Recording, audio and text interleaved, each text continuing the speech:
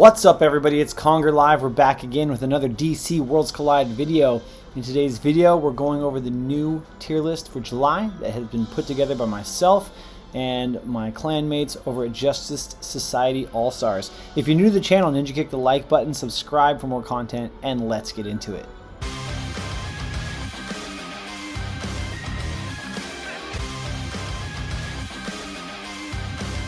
You are now watching Conger Live, part of the DC Worlds Collide content creator program. So here it is, guys, the July 2022 tier list. I know a lot of people were asking for this. I spent a lot of time trying to make it look pretty, so I hope you like it. So from left to right is the most powerful to the least powerful, or usable, or from good to bad. So in the left we have the god tier, then the demigod tier, then superhero tier, then we have the usable tier, the mediocre, and the dumpster fire tier at the far right. So starting in the dumpster fire, Firestorm is obviously there. I think he's the reason why I wanted to call it the dumpster fire tier. Now see, Star Sapphire is also there. It's arguable that she could be placed in mediocre. We just didn't want Firestorm to feel alone down there. Star Sapphire has one redeeming quality, that is her stun. Other than that, she seems unimpressive, to say the least. So that's why she's down there. Now in the mediocre tier, we got Bane, who has a stun. We have Pandora, who has some shield. They could potentially be considered usable in the right team comps, maybe, but I just don't see a lot of people using them at all. I know that there is one player out there who's like loves Pandora, and I remember seeing a screenshot. He had like a tier 13 Pandora, and my jaw dropped. He said she's amazing, and I said, yeah, I disagree. John, we haven't had enough testing with him. He could be considered usable later, but his ultimate is just really slow, so that's why he's down there in mediocre. Poison Ivy, being that her main focus is poison, and there's just not enough good poison characters to make her really usable. That's why she's in mediocre. And Starfire could be usable, especially in the game mode where you got to clear the buffs on what is it, the Crisis Watch, not the TikTok, the Poison Ivy one, where you got to clear the buffs or the debuffs off of Batman and Superman. So, but outside of that, I don't see her being that great. So she's down there in mediocre. A lot of better tunes to be using than those. Now, usable tunes. These tunes are definitely usable in certain team comps, in many game modes. They can definitely help you get through the adventure, especially early on. If you happen to get some of these heroes. Superboy is like his resonance, or not resonance, emblem. Resonance. One of those. It's key to the burn team, so that's why he's usable, because the burn team can actually be very, very good, and that's where you'd put, I think, Starfire or Firestorm, but yeah, just sigh. Batman's got a great damage output for like a single target, which is nice. Jessica Cruz has the shields, so she's very, very useful on the shield team, really helping out Hal specifically. Dr. Fate, the reason why he's down here as a legendary, probably one of the worst legendaries in the game, just because there are other AoE blue AoE characters that do better than he does. So he's just he's usable if you get him, sure, but because also legendaries cost more resources, he's one I would not recommend investing in. Invest in other characters like Constantine, who are less expensive to rank up and are probably going to be more useful for you in most situations.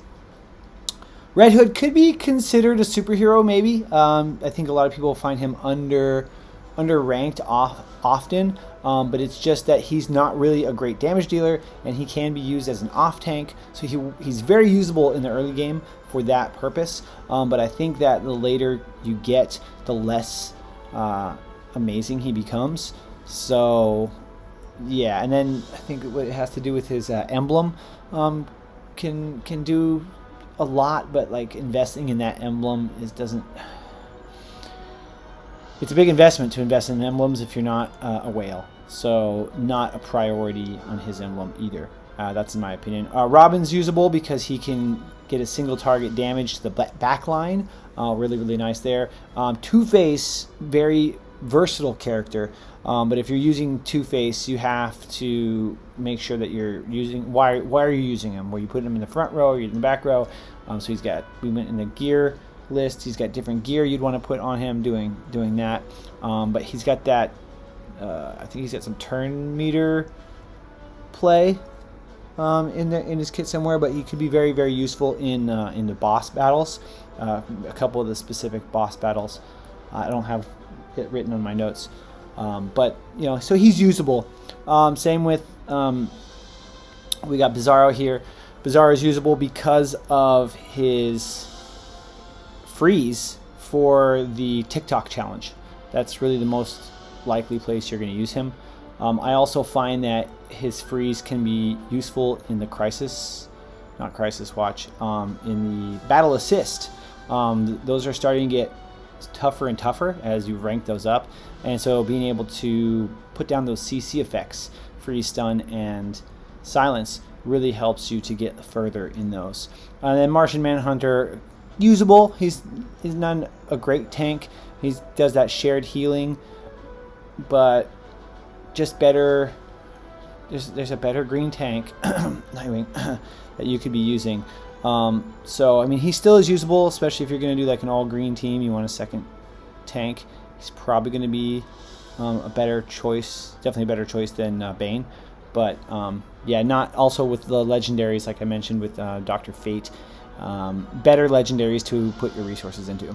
Up in the superhero category, these are heroes absolutely worth investing into. They're not your primary heroes, but if they're the ones that you have, they're definitely going to work. So the one superhero DPS that we have there is Sinestro. Sinestro's great with his debuff team. Using the debuff team in boss battles is really, really good. So that's what makes him superhero. Raven's revive, very unique trait. Also, she works really, really good with Sinestro. Kid Flash, still probably the best healer support in the game. Maybe he could be considered demigod. When we discussed, we felt that this is the best place for him. But he's definitely someone worth investing into. I haven't invested into him because I reset him to unlock Lex Luthor, and then being very, very frugal with my resources. Raven was also new, so I invested in Raven. Hindsight, maybe would have rather invested in Kid Flash, but it is what it is. I will eventually put resources in him for sure. Cyborg being a legendary, this was one I actually kind of thought maybe he should have gone unusable, but when we discussed with the clan, his ability to give out invulnerability is just really, really powerful, especially later in the adventure and main stories.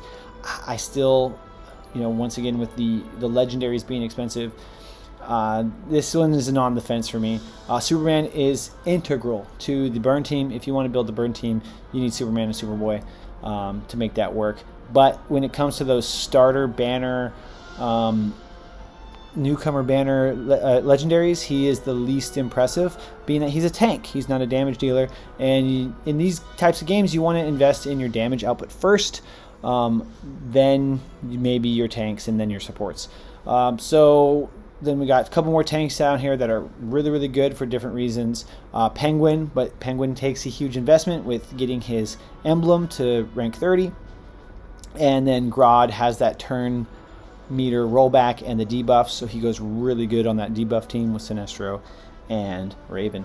So some things to consider. Now in the demigod and the god tiers, these are characters absolutely, if you have them, I think that they're 100% willing, ready to invest your resources into them.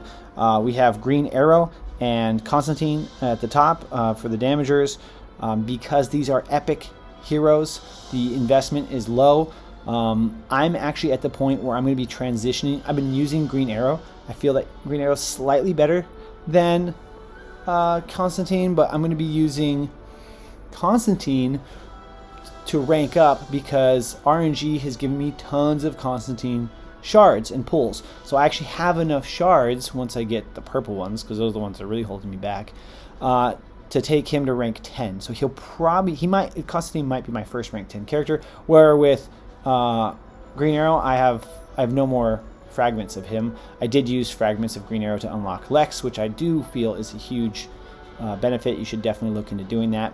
Deathstroke has great damage output. He's an amazing legendary toon. He works really good with Killer Frost with his basic attacks.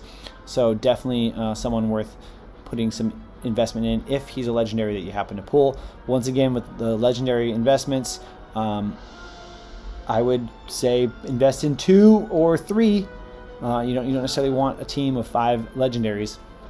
It's going to be a huge investment on your part.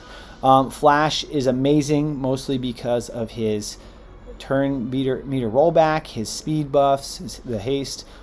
He has a decent damage output, but not as much damage as the god tier toons, which is why he's also in the demigod.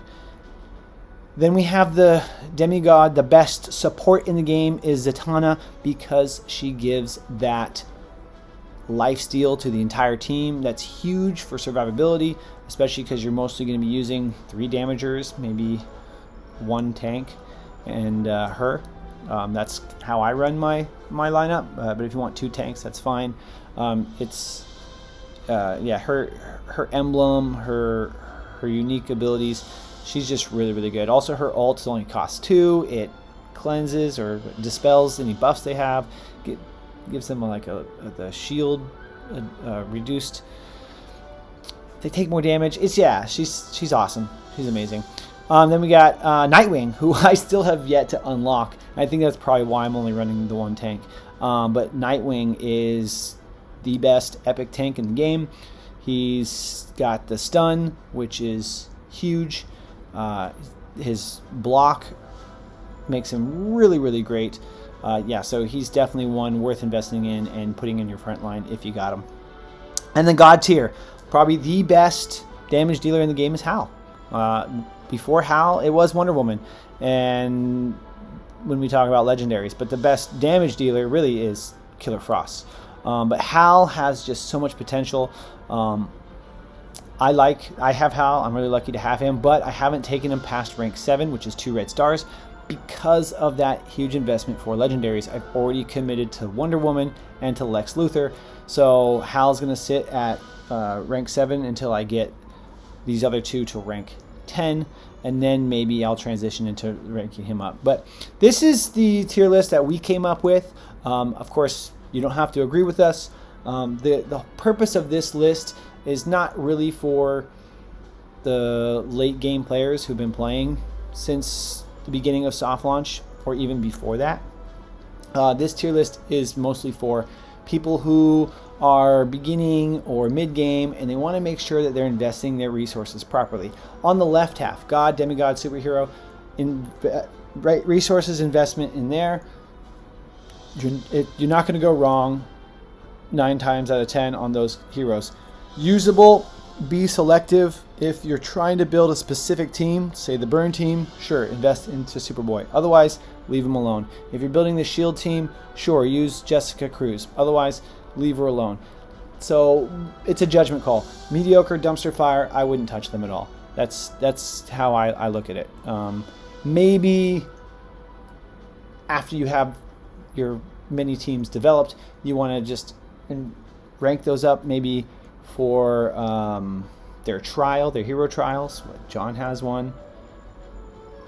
I don't know if any of those others have one. Star Sapphire has one.